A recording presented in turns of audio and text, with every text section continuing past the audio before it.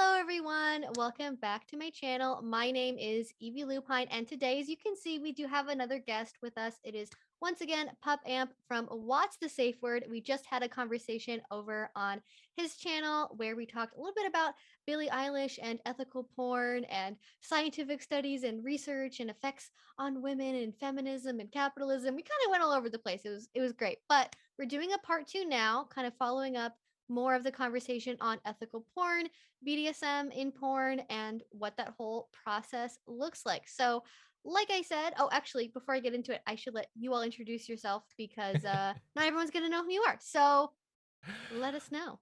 Hi, thank you for having me again, Evie. And Yeah. also, if you have not listened to the other part of our conversation, after this, go listen. You're missing out. You're only seeing half the drama. No, hi, my name is Am. All the tea got spilled. I am a sex educator, a queer, cozy, demisexual gay that likes to create informational stuff and just silly stuff on the internet. So, hello, he, him. Twitch, YouTube, Twitter, Instagram, wherever you want to find me at Hmm. PupAmp. Yeah, thank you for that. So, as we mentioned, Billie Eilish, kind of the catalyst for this. I know it's like super old tea at this point, so everyone's gonna be like, "What are you talking about?" Because took a while to get to this point to have a conversation about it. But essentially, what had happened is I think before Christmas, I want This to is the say holidays that it took was a a yeah, holiday. took a Yeah, and I hit, think yeah. why I didn't cover it originally is because I think I was out of town when it happened, and I was like, "Ugh, No, totally I can't understandable. record anything." So Billie Eilish went on the Howard Stern show, and it was about a lot of different things, but the conversation did end up focusing a lot on Billie's experience with pornography and sexuality, and Billie being a creator that's been in the limelight since, relatively young age, and getting a lot of people speculating about her sexuality, her body, just everything related to that. It was an interesting conversation, but it did end up going into places where there were definitely a lot of negative assumptions about pornography, a lot of blanket statements about all pornography being bad for women, being harmful, especially in the realm of King in particular. Should have a few statements about, for example, people will say, if you're into slapping and spitting and choking or whatever, you're vanilla, you're soft, and that's bad, and kind of having a reaction to that and sort of making assumptions that therefore, you know, kink is bad and actually it's good that I'm vanilla, but also it means that it's bad if you're kinky. And there were a lot of Yeah. assumptions going on in that conversation, but one of the things that we discussed in part 1 was the separation between, you know, all types of porn and ethical porn, and the Mhm. differences between, what a lot of people end up seeing initially as maybe their first accidental exposure to pornography that kind of leads them down the route of seeing other things, versus like what is the actual like so-called good stuff that you can find if you're like more intentional about finding things like Yeah. that. So I guess revisiting that conversation a little bit from part 1, what would you define as ethical porn? Sure. I mean, first of all, like talking about the fact that within the Howard Stern Billy thing, like literally they talked about abusive content that is sensational and graphic, and then immediately I think it was Howard was like, "Oh, you mean the BDSM stuff?" And of course, like Yeah. of course, the absolutes are terrible, but like when we talk about ethical porn, we're talking about porn that's defined as something which is legally made, respectfully made, with the rights of performers and the people creating and shooting the porn in mind, making sure Mhm. everyone's paid properly, with good working conditions that show both fantasy and real world scenarios, but also a diversity. And that's diversity of all Yes. kinds, whether it's topics, people, identities, making sure that we are seeing a full spectrum. And this has nothing to do with lawyers having sex. I need that to be very clear. Yes. Yes, it's not, there's no, there may be contracts, but not that kind of contract. Yeah. Which I think is interesting. So one of the things that I have found from my research, so one of the things that gets brought up a lot in the realm of like pornography and whether or not it's ethical is like choking being really popular all of a sudden, and Hmm. that being much more common in porn than it used to be apparently. And what is interesting is when people talk about instances in real life when they experience like choking, non-consensual or consensual choking during an intimate encounter, a lot of people like a lot of people basically said that it was scary for them, or they didn't necessarily know to expect it, Mm. or A lot of them do say that they weren't initially exposed to things like rough sex behaviors like choking and spitting or whatever from porn, but that their partners were, and that like it wasn't that they saw it and they wanted to do it, but that somebody else in their lives saw it and that they think that might potentially be an influence. But also amongst all of that is all the other types of media that we consume that involve, movies, TV shows, Game of Thrones, all those sorts of things where you're seeing little pieces of it over and over and over again, not necessarily just in pornography. And that makes this conversation around like ethical porn kind of interesting because you have people that assume things that contain choking or rough sex of any kind can't be ethical because it's the Mhm. act itself that's unethical versus maybe the way that it's produced or the paying of the workers or anything else that is involved in the whole process. Yeah. Well, and to that, like the way in which we stigmatize Yes. and try to alienate and criminalize the people that are creating sex content, but we don't actually Mm. look at the content that's being pushed on top of and in front of, say, kids, teens, that is actually harmful. Like it's easy to, again, we went ad nauseum in the first episode about like cherry picking stats from sex studies, Yes. which is easy to do. Like people will do that based on their morals and their personal ethics, Mhm. because it's the easy sensational thing to do, demonizing the porn. But we don't look at like the effects that stuff like, for instance, Game of Thrones or very graphic TV shows that show minors in bad situations. Like I know this week Euphoria has been getting a lot of kickback because it's seen as like too graphic, but it's like it's a show about kids, sure, but it's not for kids. And I don't know why that's Yeah. hard for people to understand. Mm. And especially when, like, Zendaya is, like, out here being like, this is a rated R show and it's very graphic. Please be careful if you're watching this. Like, be wary, Yeah. be aware." And she's also like 25. Like, I think there's, a difference we could have about a show that is involving teenagers that's like the actors in them are teenagers and it's about being in high school and teenagers having sex. And then there's like 27-year-olds playing people that are, 10 years younger, right? And sort of Mhm. having what is essentially a fantasy scenario about being in a high school. I haven't Yeah. watched the second season of Euphoria, but I did watch the first. So I do have some like context for the show, but I have seen that it's been a hot topic of debate on the Twitter sphere. I haven't seen it yet, and mostly Oh. because all my friends are like, "Oh my god, it's amazing, but you cannot binge watch it because it's, like, trauma," and I'm like, "Oh, but I binge shows, I can't not binge a show." Like, It's rough uh, emotionally. I think we ended up watching it in like 3 or 4 different chunks. We watched like 2 or 3 episodes a night, so not a lot, but yeah, it's the subject matter gets dark oh, for yeah. sure. Well, and so, like, why they were back in the news though, Euphoria, besides it Mm. being a great show, was because like Dare, which is, anti-drug campaign Oh, people, yes. were Mhm. getting on it about how it's a bad show and people shouldn't watch it. But it kind of rings similar to the porn perspective of like fantasy Mhm. versus reality. Like while this is a fantastical show, it's depicting real life scenarios of kids nowadays and how Mhm. they go through social media and drugs and their experiences. And does Mhm. that then make it something we should blacklist? I don't think so. I think if it's something, especially being portrayed as art and by and for, like, people, because the headliner, the person that wrote the show had, I think, problems with alcohol and drugs or of some kind. Yeah. Mhm. So they're showing something that is hopefully gonna teach people the dangers there, not make people want to have drugs, not glamorize it in such a way that like I'm gonna go out and get hardcore drugs. No, I look Yeah. at that as someone who enjoys pot every once in a while, and I'm like, I see how the conversation of crutches and whatnot is important, you know? Mhm. Like, the same The way we look solution at though porn isn't s Yeah, go to ahead. pretend it doesn't happen though. Like Yeah, which is that's not good. never worked. Mm-mm. We've experimented with that for decades.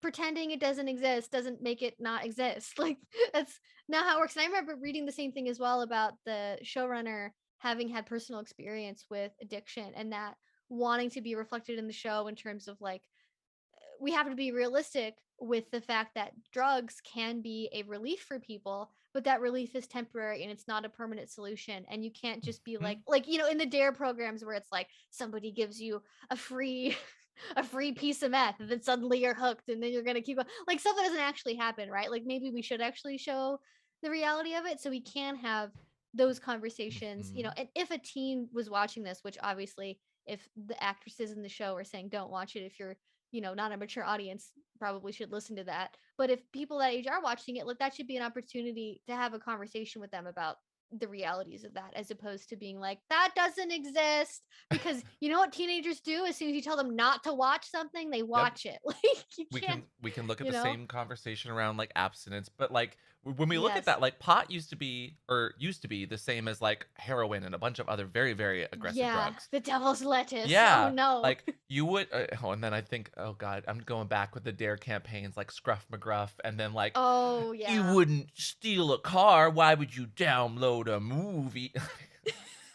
Sorry, anyway, tangent. Exactly. You just made it Abstinence. sound cool. Oh no, no. Abstinence, like only educations and pretending that sex doesn't exist leads to bad and worse sex, STI rates, unplanned pregnancies. Like we should see Yes. that and those statistics and understand why it's very similarly talking about euphoria as like a blacklistable thing that we shouldn't talk about because drugs is a bad take, in my opinion. Like it is Yeah. fantasy versus reality, but there is something to learn there, which Mhm.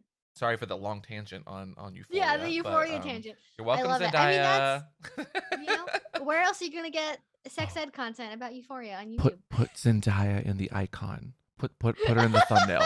Get those I'm views. just Get I those just views. just you know what? I love it, and I might do it. If We'll Philip see how the DeFranco can thumbnail do turns it, you out. can do it, okay? If Philip DeFranco can do it, Evie can Yes, too. it's true. It's not clickbait is normal on YouTube now, and I think there are certain people I know that are going to be unhappy in the comment section because there's always one person that's like, "This thumbnail's too clickbaity," and it's like, like YouTube barely shows my thumbnails anyways. Like Oh, that's oh, did you see Miss Wojcicki's I saw that tweet. thing where she I literally just did. admitted that YouTube does restrict things, even though they've said Mhm. in the past that they don't based on guidelines, and now you don't even have to break a guideline. Long story short, bullshit. But It also, is the YouTube, the the YouTube YouTubes. bullshit. It happens. Like look for a video on the YouTube app, never see any thumbnails. It's ridiculous. But Same. browser in particular seems to still work. Don't know what the difference is between the two. Not a app developer, but yeah, the censorship across every piece of media, be that YouTube, be it I guess the Dare program having a problem with Euphoria, be that like regulation attempts in pornography, like there is a lot of conversations happening about what people should be seeing that doesn't include the people actually making the content. And that's Or, something I wanted to talk about is like the mhm, regulations that happen around mhm. porn that are intended to make porn more ethical, but are really about like punishing sex workers. Like Yeah. in the first version of Last this, week I have on TV Euphoria. brain happening right now. Apparently, in in the first part of this, we talked a little bit about did I'm assuming it didn't actually pass regulations requiring sex workers when making pornography to wear like science goggles basically or Hmm. glasses to prevent sperm going into their eyes. Like Yeah. I'm So assuming that was something like give me the details. Like what happened with that? we did a video forever ago. It was called Prop Mm, 60, and I did it with funnily enough, a feminist bi woman that mm, that directs porn. Mr. yeah. Pam is her name. Hmm. She's lovely, wonderful, continues to direct porn and make lovely ethical things. But we sat down, we talked about this because lawmakers were trying to, I want to say like back in 2015, maybe 14, 15, wanting to regulate porn to the degree that they literally wanted pornographers and people in the scenes to wear goggles to make sure that there was no sperm or HIV happening on set where people are going to infect other people. To that degree, it was also like the condom laws that happened that forced porn out of the city, like San Francisco, and then pushed it to Nevada and Oh. Florida. Like this was all about the same time.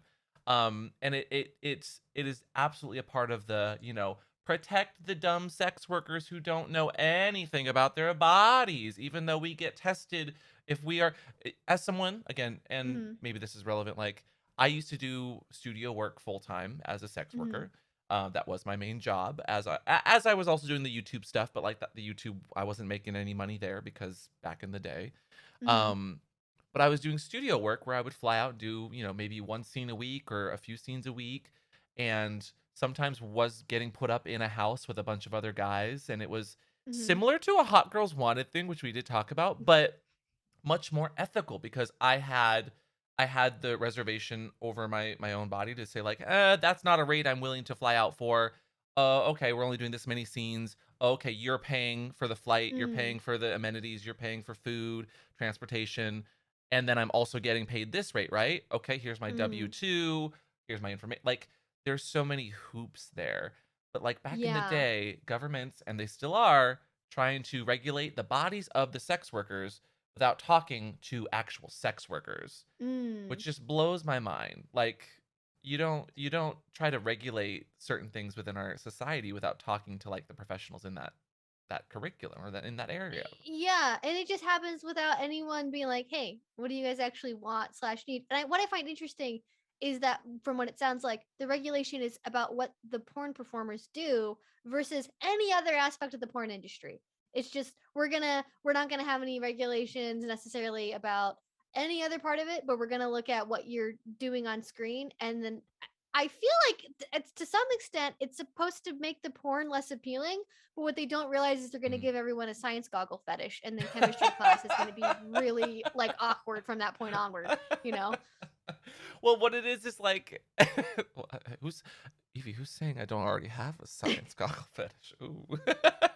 But like, what happens is they politicians love to see what they can get away with, and Yes. put into a bill or package into a bill to put as much sex negative shit in there that they can, and then Mm. half of And those half of it gets politicians, removed, they yeah, still get half. yeah, but then, like, half the politicians get found out for, like, hiring sex workers while they're trying to do the anti-sex laws, and then the other half that vote on it because they don't wanna be seen as someone who wants, quote, unquote, "sex trafficking." We can take the Sesta Fosta as Mm. an account.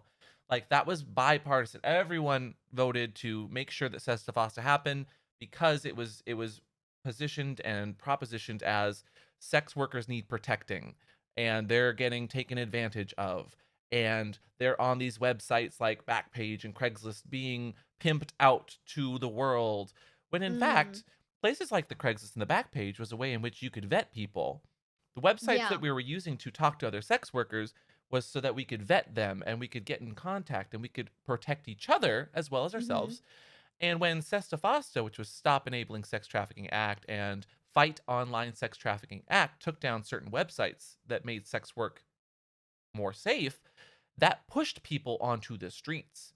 Like San Francisco Mhm. specifically, the police actually came out a few months afterwards and said, "Oh, sex work is up 140% in San Francisco on the streets and it's not safe. It's very Yeah. dangerous." Like that, and then of course, 4 years later or whatever, now we have some Democrats, I think it's Elizabeth Warren, that are finally like, "Oh, is this Sesta Fosta thing a good thing? Is this harming We didn't people?" ask beforehand. We Maybe didn't, a yeah. 140% increase in street prostitution is Hmm. not the goal. Hey, Like, hey, dead sex workers, are you guys okay? Like, it's the and I oh, dark. mm, Yeah. sorry, yeah, that is a little dark, Yeah. but, like, as a sex worker who has seen people get harmed and hurt after the fact, and only now seeing politicians, even though we were telling them this was gonna happen, like, there were tweets by very well-known sex workers, that got thousands of retweets and many, many likes that tagged politicians directly. Do you think they took any of that into account? No, No, because because a dumb sex Mhm. worker, we shouldn't listen to them. We have to Protect me protect from them from myself. themselves Protect me because from myself. eh, the infantilization that happens is astounding. Like it's like they just want to kill two birds with one stone, but the two birds they want to kill is infantilizing performers, and then also they want to demonize sex, and they're like, great, we can do both, do both And at ha once. and harm marginalized communities because more Yeah, often than not, very much so. like, the let's be honest, like, the white sex workers are still gonna be just fine, but then those that are marginalized or might have a harder time on some platforms are gonna be the ones hardest hit, we know that statistically. Like, Hmm. whenever we try to put these blockades in place, it harms the communities that are less appealing or less Yes. appropriate. Tumblr was the same Hmm. thing. Like, that was a place people went to share their experiences as marginalized communities, whether you were gay, trans, a person of color. And when those adult filters came down, like that killed those communities' Mm, engagement, involvement, sense of community. mhm. Which all kind of comes together to say that like the war on sex is still going strong, and people love cherry picking the stats that put it all in a bad light, and they like to work in those absolutes, which is why we're here with the whole Billie Eilish conversation. Ironically, on Howard Stern's show, which was a show that was built on sex work. Yes. And the thing that got me in that conversation was knowing Howard Stern. And maybe if you're not Mm, American, you don't know who this guy is, but he's a shock rock or not shock rock, sorry. He's a shock like radio DJ that made his whole mhm. career basically with like either one pressuring people to talking about their sexual experience or just like I don't know, exploiting women for their sex appeal essentially. I don't know how else to phrase it besides that. I mean, literally had parts of their show where it was like put bags on women's heads and said, Oh "Is she god. fuckable? Is she fuckable?" Then they pull the bag off and literally berate the girl live on a Oh my stage. god. Like, don't look at the stuff if you don't want to see really misogynistic shit, but like Howard Stern's problematic as fuck. And it all Yeah, exists on he's YouTube, not age restricted. So like, yeah, and it's crazy. I mean, there's like a whole TV show in the UK. I think it's called Naked Attraction, where the whole idea is like you judge someone's oh, dateability based on their nude body. And I think Jubilee or somewhere has like ripped this off now and has made a series about it on don't get YouTube. Although I think that people aren't actually like fully naked. I think they're in like a bra and underwear. But don't get me started about we Jubilee and the love double standards there. Oh my yes, we god. love exploiting people sexually for other media, but when we do it for porn, that's we could do the same thing. Like you could have a porn where the whole framework is having women with bags over their heads and doing like a humiliation degradation scene followed by a bukkake or whatever. And like in porn, everyone would be up in arms about it, right? But then when Howard Stern does it on a show, it's like, oh, it's just his shtick. It's funny. It's shocking, right? And it's like, are Porn, we thinking complexly? yeah, porn, sex, sex positivity, even sex education that's done, or not sex education, because we know how YouTube feels about that, but like kink that is done as the butt of a joke, let's say a bonding show, or we can even talk about like the Try Guys Oh sensationalizing God, yeah. and like making fun of, not really with the kink. They're okay to be in your recommended. They're okay to be promoted and pushed by YouTube. You get notifications for that. But then you say have an EV lupine, a what's a safe word, talk about and sit down and realistically just be like with clothes fully on, not even showing any Yeah. impact play. And we Mhm. get age restricted, demonetized, pushed off the platform, fully stripped of our like revenue in any way, shape, or Mhm. form. And it's just frustrating. But it mirrors that same we must protect the dumb idiots from themselves because they don't know what safety is. When you and I are doing our damnedest to write like nice essays where we're doing research, we're finding the facts, Mhm. we're doing our damnedest to just be so right by the information and the communities. And then Mhm. and I say this with nothing but love, but then top creators like an Anthony Padilla or the Try Guys come on and they sensationalize and they make fun of. They use kink as the joke, as and they're not part of the community, at least outwardly, and they're totally fine on the platform. And I say that lovingly. I love all the Mhm. creators. I have respect for them. I do not have respect for the platform though, and the way that they cherry pick and pick and choose, because Yes. it's frustrating. Mm. I will say for Anthony Padilla's case, I believe the video that he did with dominatrixes did get demonetized. Yeah, I and don't so know did the about the Try Guys. recommendations So of did the it, Try but it's Guys. like if I feel like if I did a video that in the middle of it there was like a 10-minute long scene demonstration with like full bondage and whipping and everything else, like that like might like I would probably get a channel strike for that. Correct. And I'm Mhm. sure what happened with Anthony because he is such a big creator and there is sort of this um like tiered system with YouTube where it's like once you get to a certain level, you get a handler, and then they will review things before it goes out, and they'll tell you exactly what to cut out and all that stuff. And I think what had happened is like they had just edited around everything. Their Mhm. handler was like, "Hey, remove this, and it'll be good." And they did end up getting demonetized anyway. So it's not like entirely hypocritical, but it is like it takes Yeah. a lot to get to that point. Like Yeah. it there's just more leeway for certain caliber or certain types of creators compared to people that like make it their job. And like, I don't do demos on my channel. Same. I don't have I wear fucking plain clothes, right? I'm wearing a sweater that has a skull on it. I don't have any sort of kinky stuff in my background, even though I would love to have like a flogger display in the background or some kind of like little kinky statues or whatever in the background on, my dresser or whatever. Like I don't even risk doing that. Like your setup is so cool, but it's like it's Don't also far don't enough look. away to where I Don't don't think look. the YouTube algorithm could like it'd be like, is that a butt plug? Like I think you've blurred It's it out enough to not. where it can't decide. um But no, you're right. And yeah. and the Try Guys video did get demonetized as well. One of the Try Guys Mm, responded to a tweet that I did saying it, but that does not just excuse the fact that they literally have a person that tells them the timestamp to cut out so that mm, they can get any sort of monetization or revenue or shareability on the platform. We yeah. we know this exists and we know that it's not something we get. But that's beside the point. Ethically, Yeah. we already know where YouTube stands on their ethics, which Mhm. is bullshit. But Yes. like ethics around sex and sex work is a completely different thing, especially when we talk about movie stars trying to voice their opinions for the sex workers or just the content in general. Yes, there has been there's been a slew of it lately. Not just Billie Eilish, but I think Jada Pinkett Smith has talked about it, and Gwyneth Paltrow, which in Gwyneth Paltrow's case is even more hilarious because she Ugh. literally sells people shitty sex toys as a, I'm assuming, a fair chunk of her income, and Netflix deals about the very subject. And then she's like, I don't actually think porn's good for women. I'm like, you make money selling people jade eggs to put in their vagina. Like, where do you like come off in this conversation not sounding like a hypocrite? Mhm. Also, that candle smells terrible. I'm just gonna say it. The vagina candle smells bad. I don't like it. And that's not to say vaginas smell bad. I'm just saying the candle It doesn't just smell like, doesn't. yeah. My understanding is it doesn't smell like a vagina. It smells like a douche. Like it smells like a floral douche, which, as it turns out, is not how vaginas smell actually. Gasp. So deepest condolences. You had to smell the candle. That is, you took one for the team there, so we could all find out we shouldn't buy it. I try. Um, but getting back into the conversation of ethics and especially, um, the ethics of like rough sex in porn, because I think that was in particular what Billy had a problem with when she was talking about it is the representation that by default, sex. I'm not sure if gay porn is different, but like in heterosexual mainstream pornography, it's very much more normalized now that there are more like rough sex elements to it, Mhm. and that is a bad thing that's causing like negative repercussions. But what's interesting is I'm not sure if there is a delineation either in people's minds or in practice in the porn industry between like rough sex scenes and like actual BDSM pornography.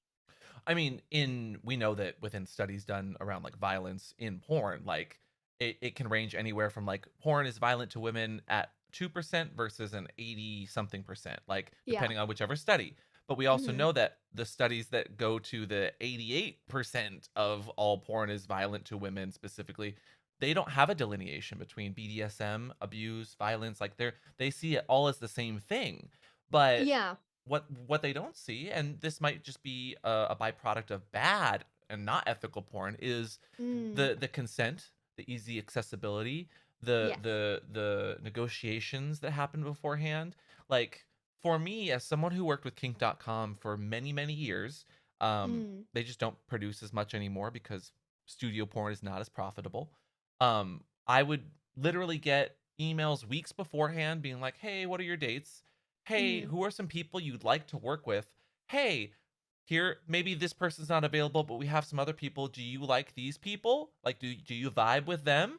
And I could They easily say asked for yes or your no. opinion? Yeah, What? yes, yes. People don't realize that. Like Yeah, when oh I'm my getting gosh. degraded, locked in chastity with my head dug in the sand and my ass out to get caned for a few like, hours, like I'm given the option of that.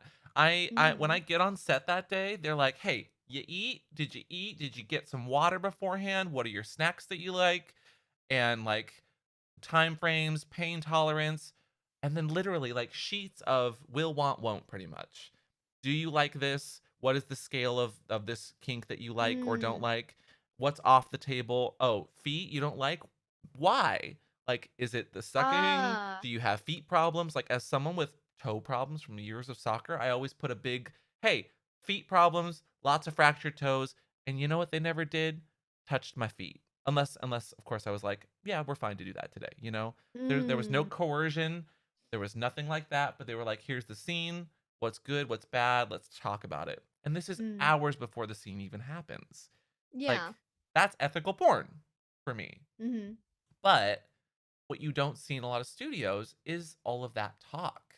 So you're led to guess. Yeah. With someone like Kink.com, like most of their stuff has a little like 5 to 10 minute thing beforehand where we're fully clothed or in our set clothes. We kind of talk Mhm. about the scene. Then the 7 hours of shooting happen. That looks like 1 hour of film.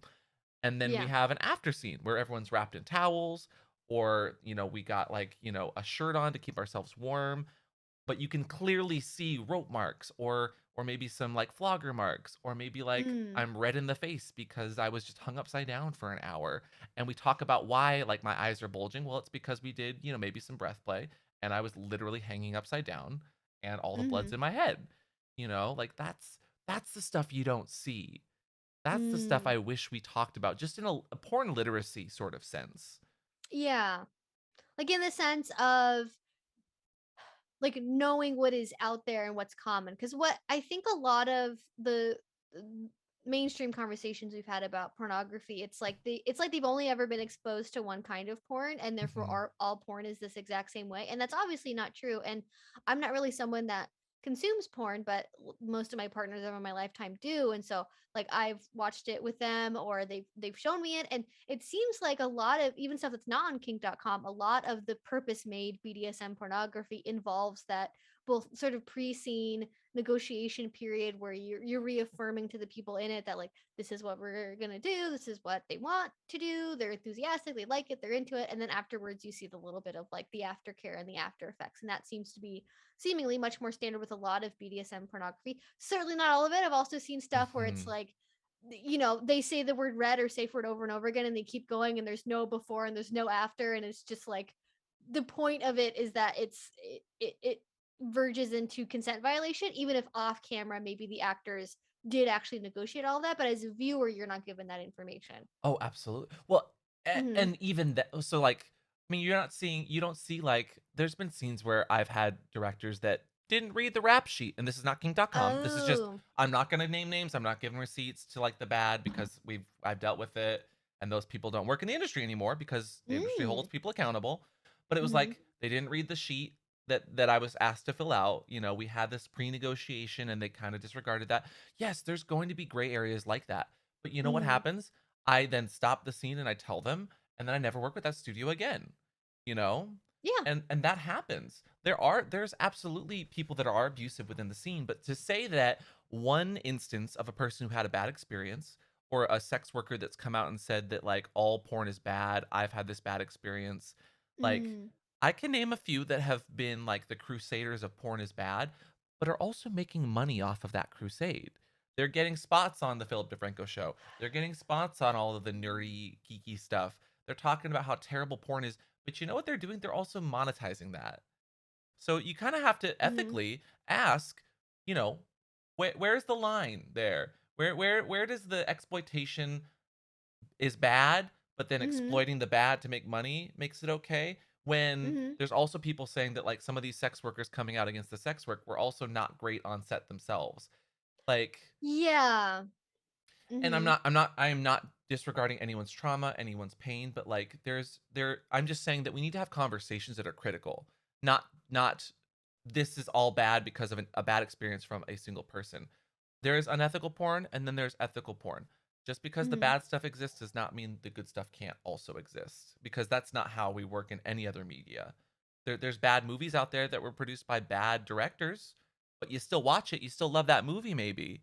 Yeah, exactly. Like you have all the Woody Allens of the world, right? You have all the people that are like, "Oh, well, you know, Kanye West is a piece of shit, but I'm still gonna listen to my beautiful dark twisted fantasy or whatever." Or Marilyn Manson's been accused by 15 women of various forms of abuse, but you know, uh, if I was your vampire is still my favorite song, so I'm gonna keep watching the YouTube video of somebody like, huh, like Yeah. that Or kind of like thing is just like, and duh, like Billy. I don't even want to get into it because I'm gonna start ranting about it because No, it's all good. one part of the conversation as far as like ethical porn, ethical BDSM porn goes is alongside that like realism, because Mm, we've had the previous conversation in the initial part one of this about people using pornography as educational tools for learning about sex, right? And that was something Billie said was, when her mom asked her why she was watching porn, it was like, "Oh, I want to learn how to have sex."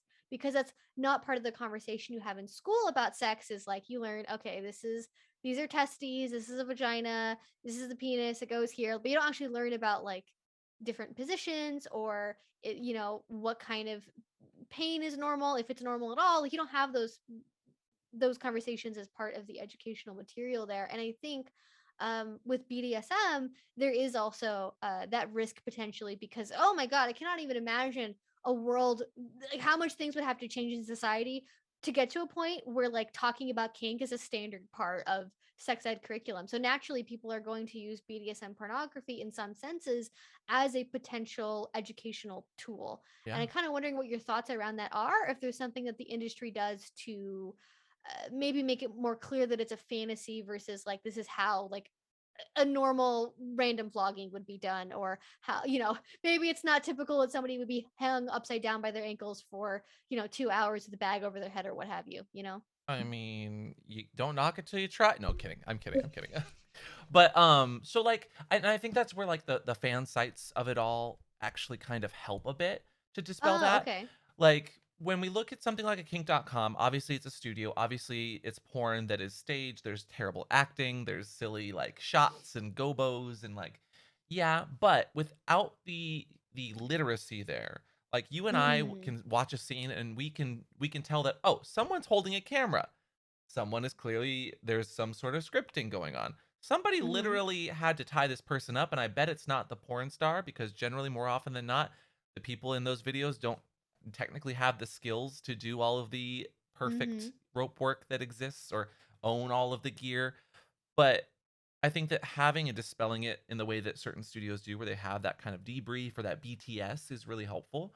Mm. But also when we look at personalities of, like, OnlyFans or whatever fan sites, you can see that they're clearly putting on a production, or maybe they have that Yeah. Instagram that's safe for work, or the Twitter behind the scenes posts where they're just being silly and doing stupid stuff, like, Mhm. I don't have any exact examples, but I think that we need to be able to talk about the porn literacy in such a way that, like, when teens see the porn, they know, "Oh, this is a fantasy."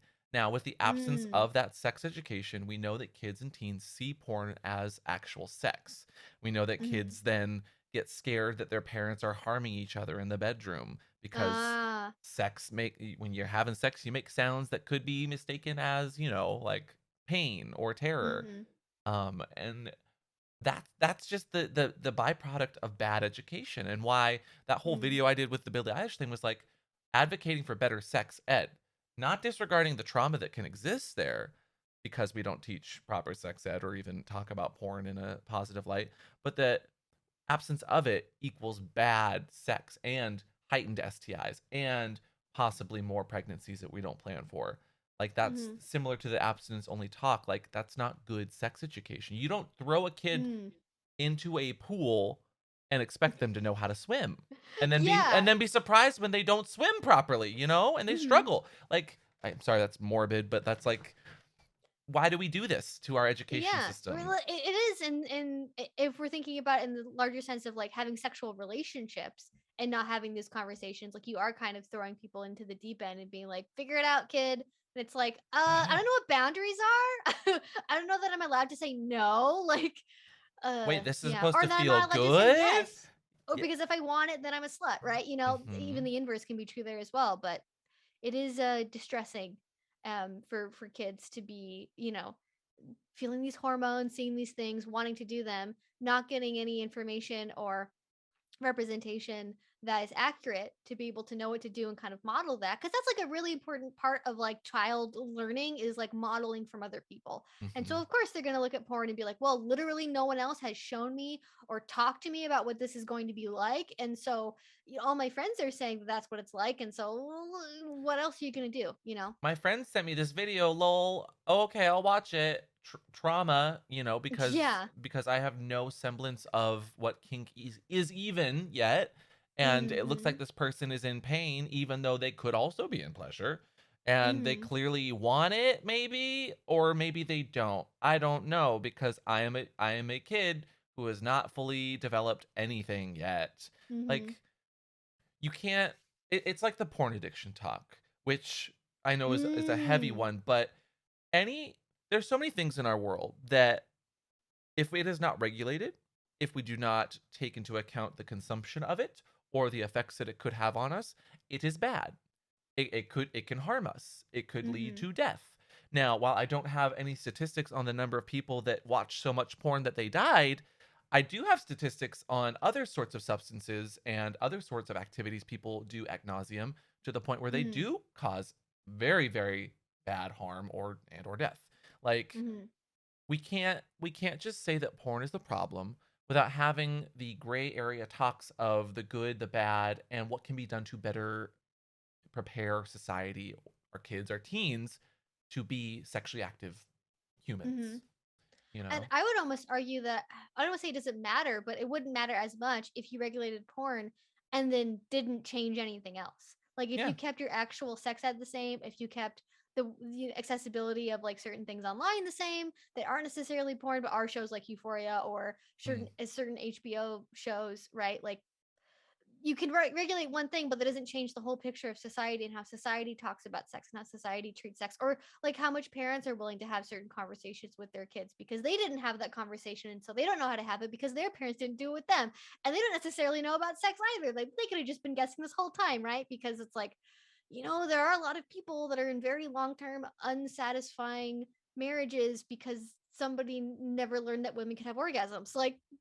parents don't necessarily Wait, know anything either. women can have orgasms? I know. Like, Oh Cosmopolitan my god. magazine does make that confusing. It does seem to be a question very often about if women can have orgasms, but can confirm it is technically possible. It has happened at least once in the world. This is satire. Sorry, Just I needed to make that yes, clear. I need to make that clear as a sex educator. yes, it is very much obviously, if you have the anatomy, it can happen. Sometimes it's easy, sometimes it's not. Sometimes it requires certain things. Sometimes it's internal, external, whatever.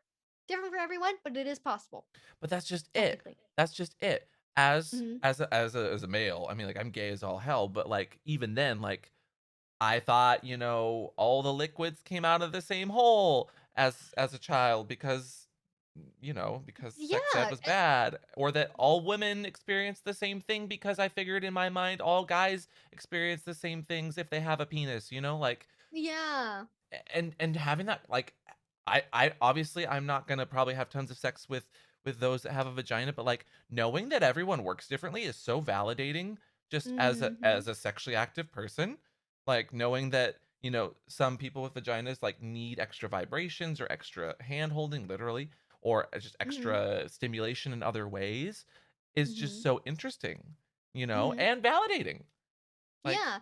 And that's something we don't really necessarily see in a lot of mainstream pornography correct. is you don't get that variety of experience. It's kind of whatever causes the most explosive reaction, sometimes even if an orgasm isn't actually happening. Because if you just scream loud enough, it seems like an orgasm. Seems to be the logic. But I mean, yeah, everybody is different, and I imagine it's really hard when you're trying to find things, but you don't see any bodies that look like yours or bodies that react the way that yours does. And you're like, well, I guess I just must be broken because these people, all these adults that are having sex, no one's like me. So something has to be wrong with me. And to that, like porn, the things we can learn from porn, obviously there's tons. There's consent, there's Hmm. negotiating. If you see negotiations, there's the fact that different bodies exist and different types of people Hmm. exist. And to that degree, kind of a full picture of this conversation, like certain things that Billy and Howard talked about, like no vagina looks that way, no one has sex that way. Okay, you don't have sex that way. Your body part doesn't look like that. Like people's vaginas look like they do in porn sometimes, and sometimes they're a little more cosmetic. But that doesn't mean Yeah. that different bodies can't exist just because that's Yes. not your norm.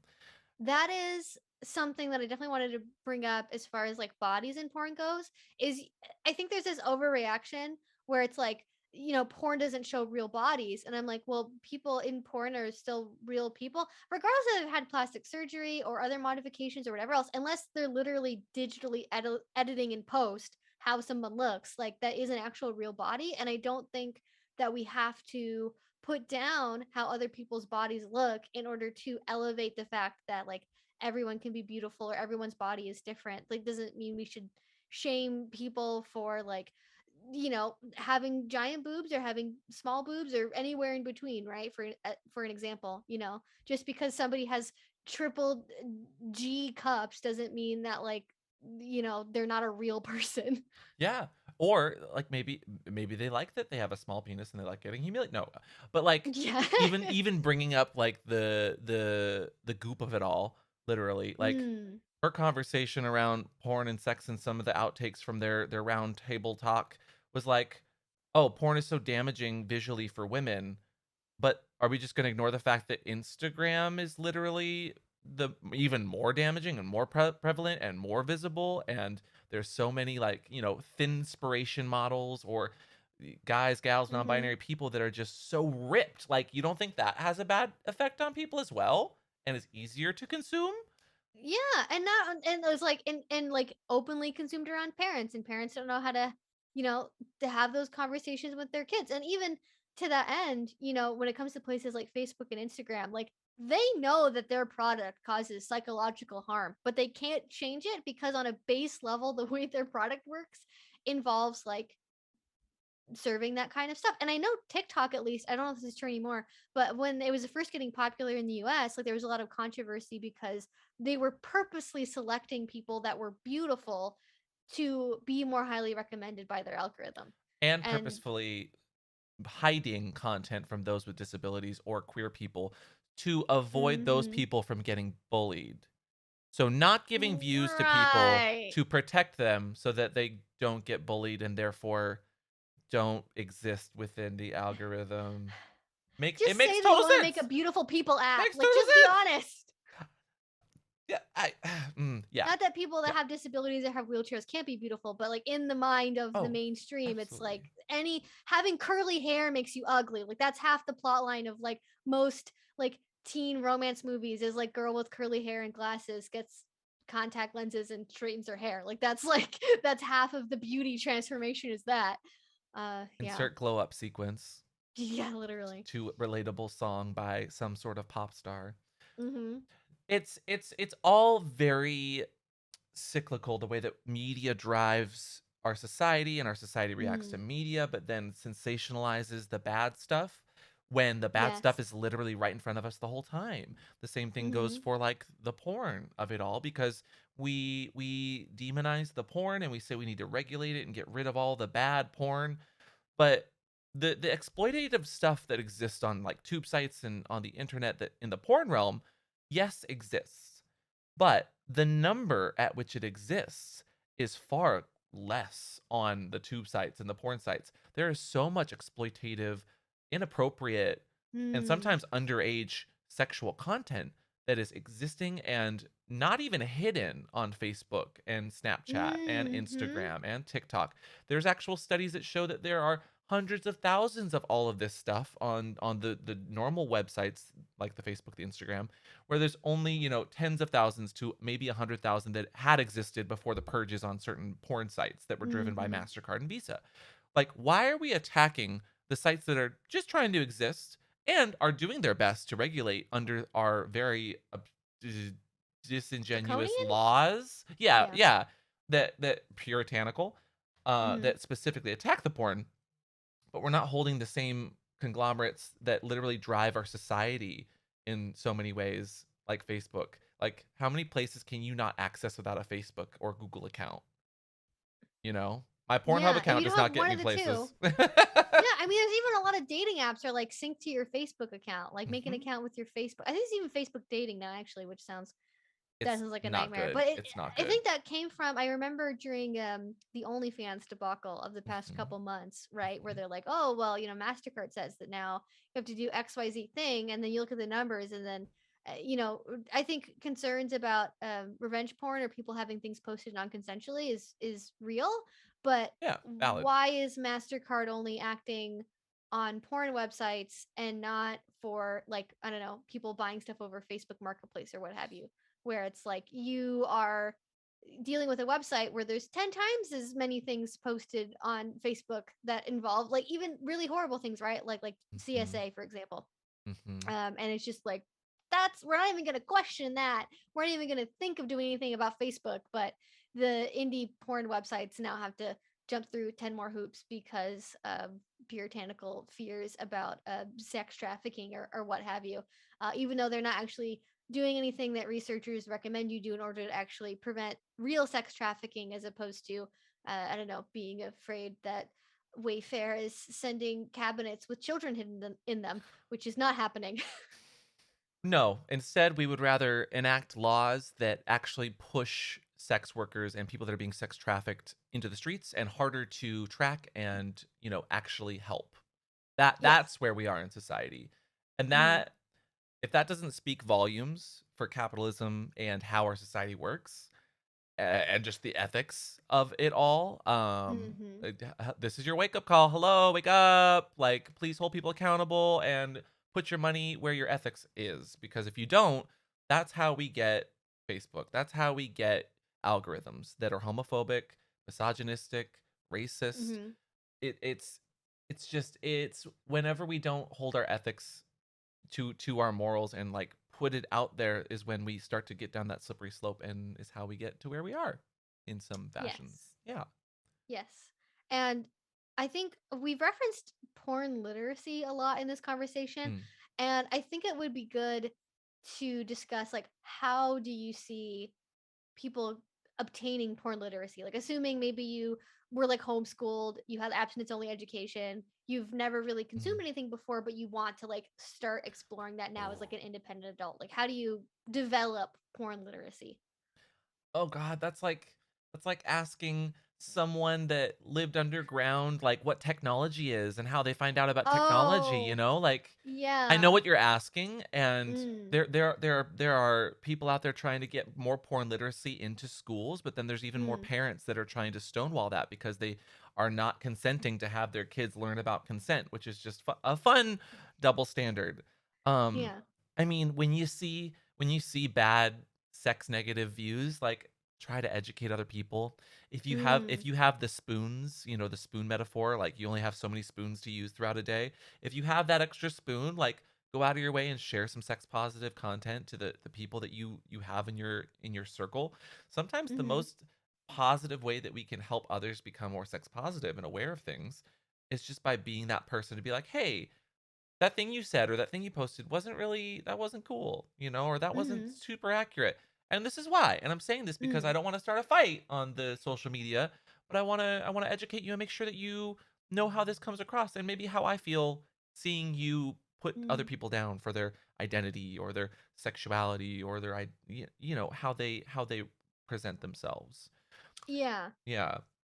As far as like what people can do besides watch fun, entertaining YouTube content, um, Mhm. sometimes you have to be the advocate for that. Mm. And you have to support the sex workers or you have to support the creators and you have to share the content. But more importantly, like call your fucking politicians.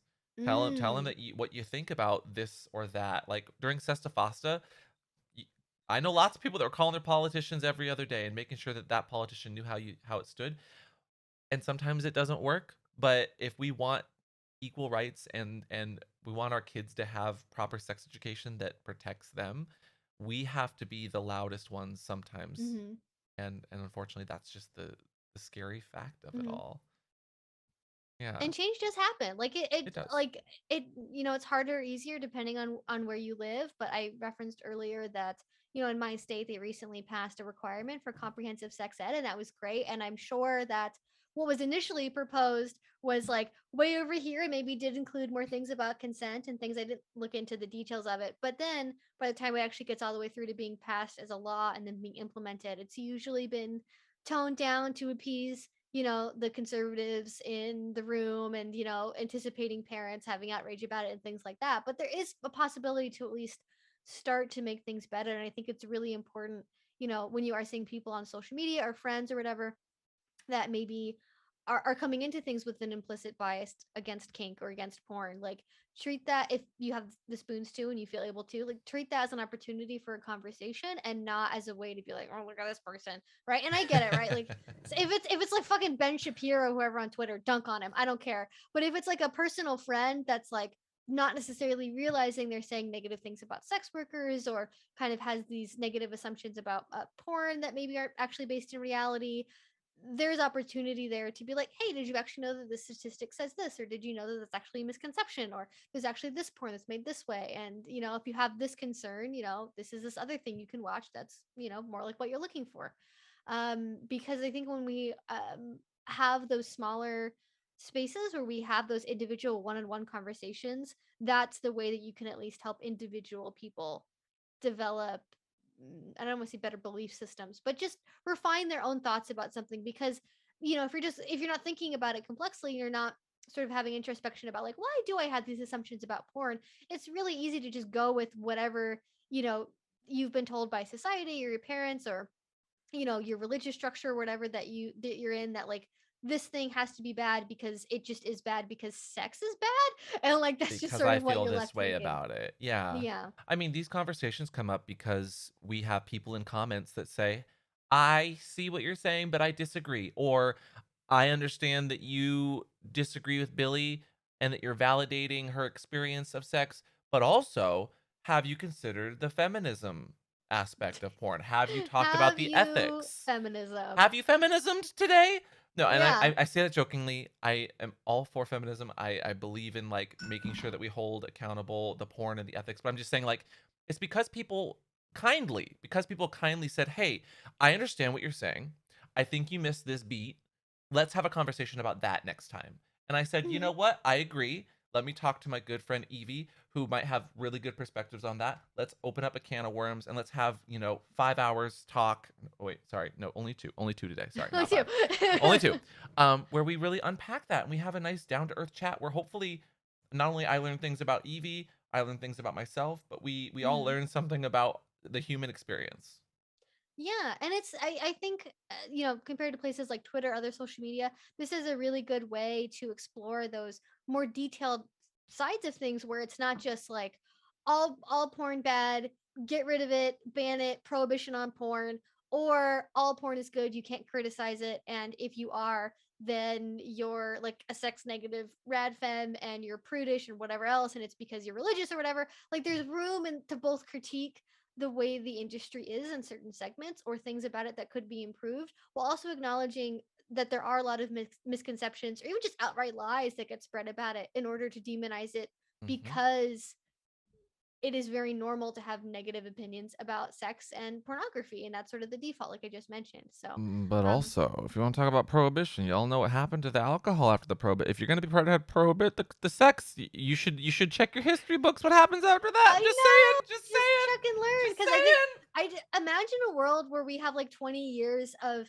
a prohibition on pornography, where there's no sexy magazines, there's no porn, there's no like Never. It bikinis would on TikTok, never. and then like after that, we're just gonna have brothels in every state. Like maybe everyone's gonna be like, listen, we gotta go on the 365 opposite direction. Like, maybe. It'll swing back. So like I'm hopeful that Hmm. we swing back from a very conservative abstinence only sort of education Hmm. to like inclusive, sex positive, porn literacy being worked in slowly, or just comprehensive at the very least, as you Yeah. are experiencing where you live. Like Hmm. let's just keep that ball rolling. Hmm. I'm optimistic.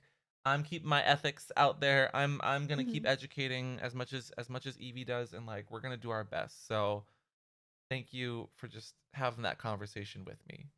Yeah, definitely. I'm so glad we got to talk about this. And gosh, there's so many things. I think the last thing I would want to say before we end it is, there are always ways to educate yourself, right? There's always ways to sort of expand what you're learning about. I think Sexplanations is a really great YouTube channel that has like definitely a lot of more sex focused content. If you missed that in your education when you were growing up, and you want to kind of fill in the gaps with more like scientific and atomically correct information.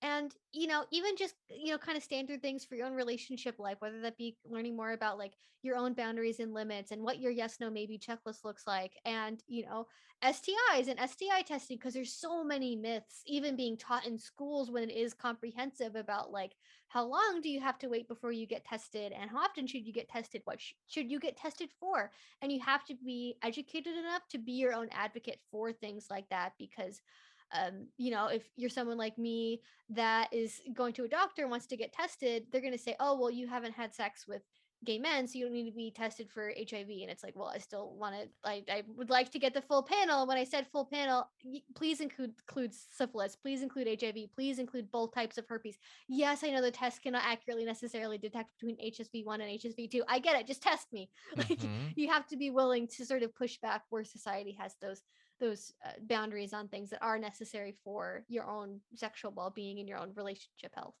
Amen. Mhm. That's amen. All right, woo! Well, amen, amen in there. All right, sweet. Well, thank you so much, Pop Amp, for being with us today and sharing your thoughts and your experiences. I don't think you said at the beginning, but where can people find you if one they want to find part one of this video, and then also just your other social media if they want to give you some support or see what else you're up to? Absolutely. Pup Amp, pretty much everywhere. What's the safe word is our YouTube, our Twitch, Instagram, all that good stuff. What's your safe word is our weekly podcast that comes out in an audio version, but every once in a while we post a video when we sit down and talk to some friends like Evie. So you can find us just about everywhere. But I just want to say thank you, Evie, again for existing on the platform, for having a conversation and just sitting down with me today and just having a good old talk. Yeah, definitely. I would love to know what you all watching slash listening thought about this. So put your thoughts in a comment in the comment section down below. Do the thing that you're supposed to do on the medias to interact with the people that post the videos. But yeah, thank you all so much for listening slash watching slash whatever else you're doing with this video. And I will talk to you all again very soon. Bye. Bye.